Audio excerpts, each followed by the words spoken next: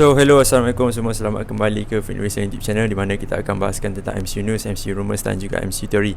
So dalam video kali ni aku nak sampaikan satu berita yang baru terjadi 2 hari lepas, if I'm not mistaken.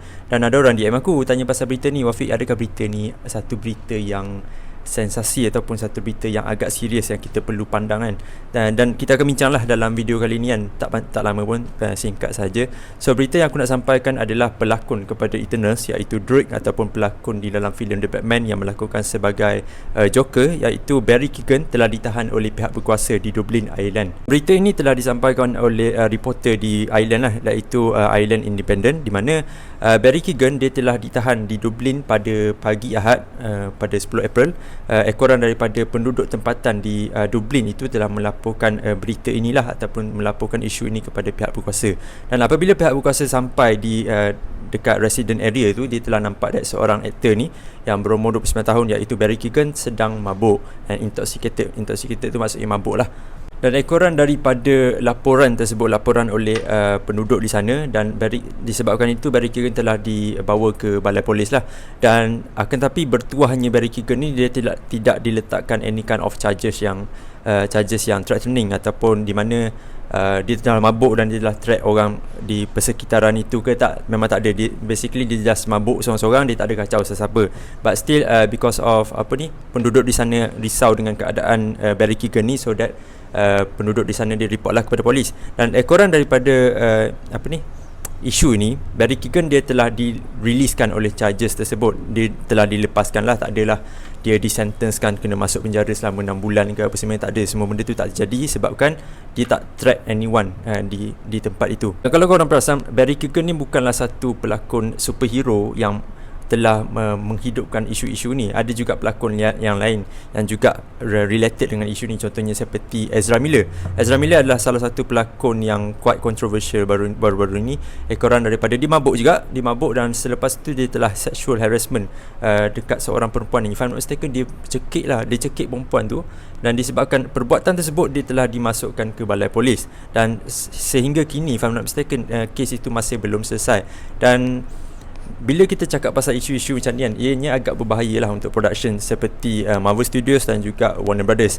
Kalau kes Ezra Miller ni kan, dia sexual harassment kepada seorang perempuan tu, kes ini boleh diperkatakan that kalau kes ini betul-betul serius, Ezra Miller boleh diberhentikan daripada melakonkan watak sebagai Flash di dalam filem The Batman ke, ataupun any kind of franchise di dalam Warner Brothers. Tapi kalau dalam kes Barry Keoghan ni, which is dia mabuk, tapi dia tak threat, dia tak kacau sesiapa, dia tidak membunuh ataupun tak memukul sesiapa, tak menyentuh sesiapa. Basically dia mabuk seorang-seorang, then there is no charges lah yang boleh diletakkan ke atas Barry Keoghan walaupun dia still mabuk.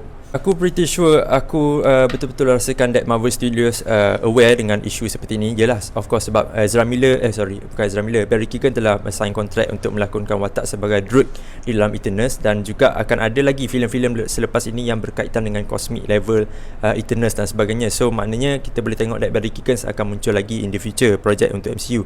Dan katakan kalau dia Barry Keoghan ni keep on melakukan isu-isu seperti ini, dan dia akan memburukkanlah nama production itu, which is Marvel Studios ataupun Warner Brothers itu sendiri. Sebab kita tahu Barry Keoghan ni bukan di dalam MCU saja, Barry Keoghan juga ada di dalam Warner Brothers. Dia melakukan watak sebagai Joker, dan filem tu baru je keluar baru-baru ni, The Batman tu kan. Dan kita still nak tengok Barry Keoghan melakonkan watak sebagai The Joker di dalam Warner Brothers. So kalau tanya pendapat aku, Wafiq, adakah benda ini serius?